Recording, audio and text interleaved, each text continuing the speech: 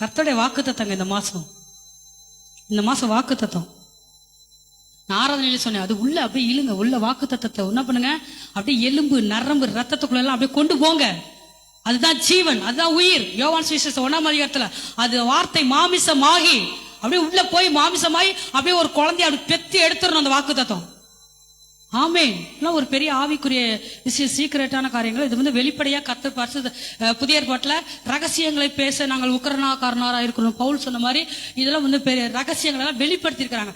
அதாவது இந்த வசனம் உள்ள உங்களுக்குள்ள போய், இந்த வார்த்தை உங்களுக்குள்ள போய் அது கர்ப்பம் தரிக்கணும். தரிச்சு அந்த வசனம் அந்த வார்த்தை பிள்ளையா ஆசீர்வாதமா வெளியில வரணும்.